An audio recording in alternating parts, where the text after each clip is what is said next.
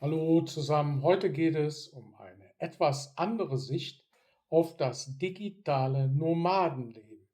Viele denken bei digitalen Nomaden sofort an Bangkok, Lissabon, Barcelona, Berlin oder Kapstadt. Große Städte, internationale Cafés, Coworking Spaces, Events, Networking. Aber ich stelle heute eine andere Frage. Ist eine kleine deutsche Stadt vielleicht manchmal die bessere Basis? Nicht spektakulärer, nicht lauter, nicht aufregender, aber stabiler. Und genau das kann entscheidend sein.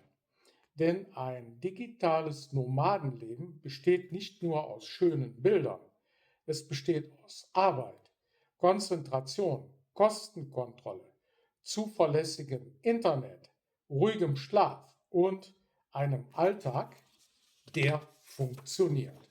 In vielen Großstädten ist genau das inzwischen schwierig geworden. Die Mieten steigen, Coworking Spaces kosten Geld, Cafés sind voll, der Verkehr stresst.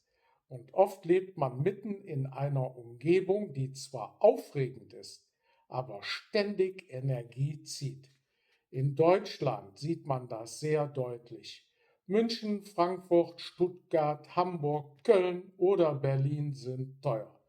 In München liegen die Angebotsmieten 2026 bei über 23 Euro pro Quadratmeter. Berlin liegt bei fast 16 Euro. Für viele Menschen ist das keine Freiheit mehr. Das ist Druck.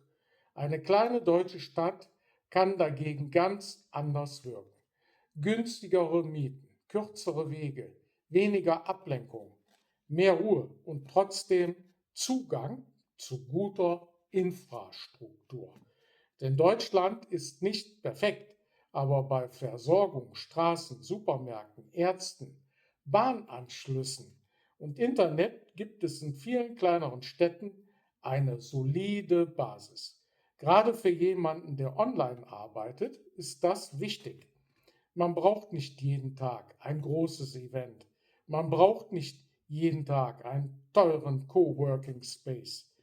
Manchmal reicht ein ruhiger Schreibtisch, stabiles Internet und ein klarer Tagesplan. Und genau dort liegt der Vorteil kleiner Städte. Sie geben Struktur, sie geben Konzentration, sie geben Bodenhaftung. Für digitale Nomaden kann das wertvoller sein als der nächste Trendort.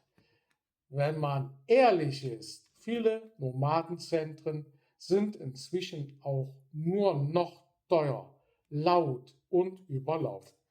Alle sitzen mit Laptop im selben Café, alle reden über Freiheit, aber viele zahlen Großstadtpreise und kommen trotzdem kaum zur Ruhe.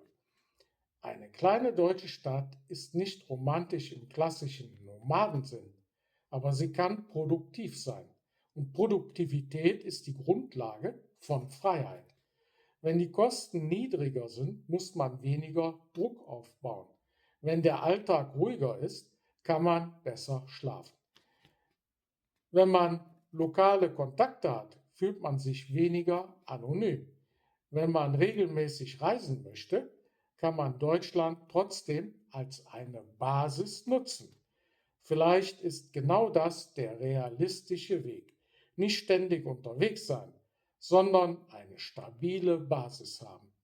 Von dort aus Projekte aufbauen, YouTube machen, Bücher schreiben, Online-Einkommen entwickeln und dann gezielt reisen. 5 Tage Portugal, eine Woche Spanien, ein Monat Thailand.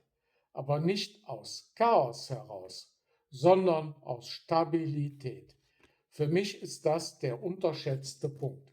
Ein Nomadenleben braucht nicht nur Bewegung, es braucht auch einen sicheren Ausgangspunkt. Und manchmal ist dieser Ausgangspunkt keine Weltmetropole, sondern eine kleine deutsche Stadt. Mein Fazit: Großstädte bieten Möglichkeiten, aber kleine Städte bieten Fokus. Und wer im digitalen Leben langfristig Erfolg sein will, brauch braucht vielleicht weniger Lärm und mehr Klarheit. Nicht mehr Status, nicht mehr Hype, sondern bezahlbare Stabilität. Und genau das kann eine kleine deutsche Stadt besser liefern als viele überteuerte Nomaden-Hotspots.